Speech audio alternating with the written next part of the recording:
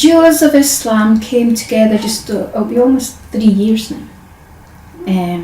At that time, it was my health. I was going through a bad phase with my health.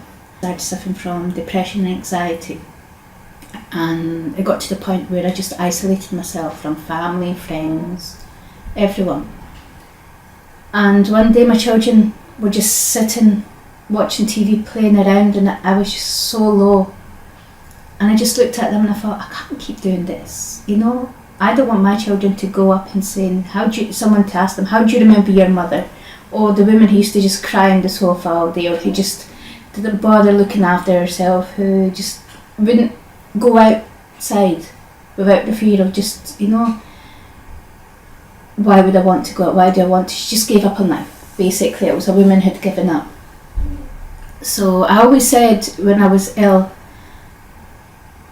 I'd pray to Allah that if one thing I would do was find a connection with Him. Because growing up, I was so ignorant. Parents, because they were working, we went to the mosque, we learnt the Quran, but we didn't understand what we were learning.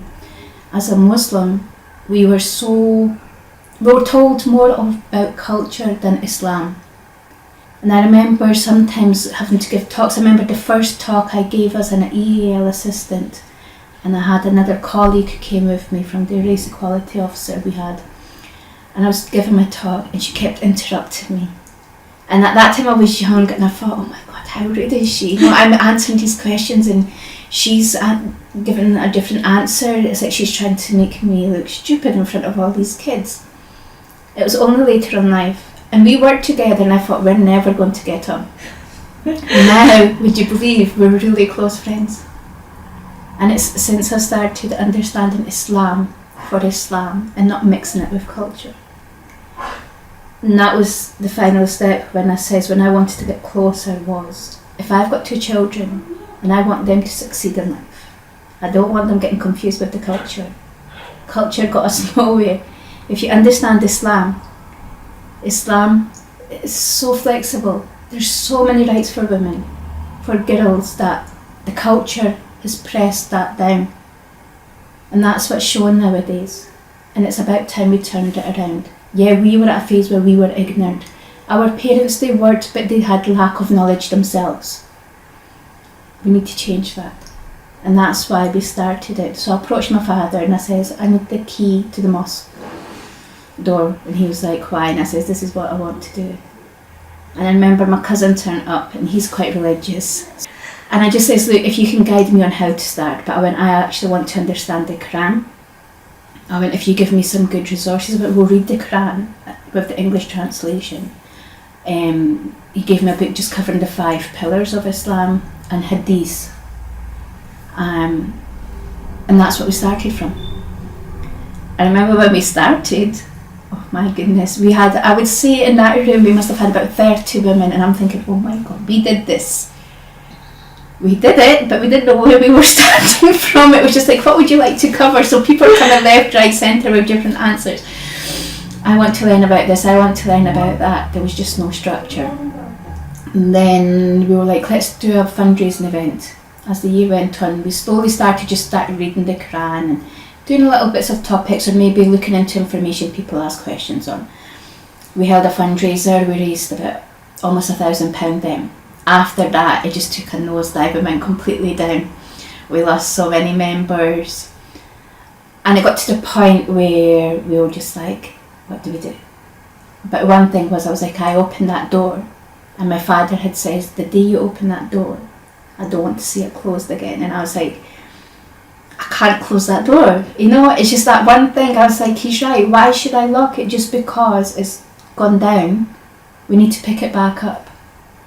But it was just having that confidence, having that support is the biggest thing.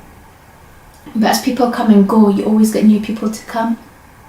Allah always makes sure you never, when you're in your lowest of your lows, you think you've given up. Allah's always there. Another woman came and she was like, right, what's the problem? Where's it going? Go like this. Right, following week she had an agenda. This is how we're going to lay it out, put it out. Few came. So the weeks went on. There was more structure. Slowly more people started coming again. For some, they wanted an alma. For some, it was everyone had their own needs, their own wants. Alma was the biggest question. The biggest hurdle was, you're not an alma. How can you teach Islam? I'm like, reading a Quran, you do not need an alma. Mm-hmm. To read pages of a Quran, reading the hadiths, when you're at home and you're reading it, do you sit with an alma? No. So if we're sitting here, I would rather you read a surah and discuss it.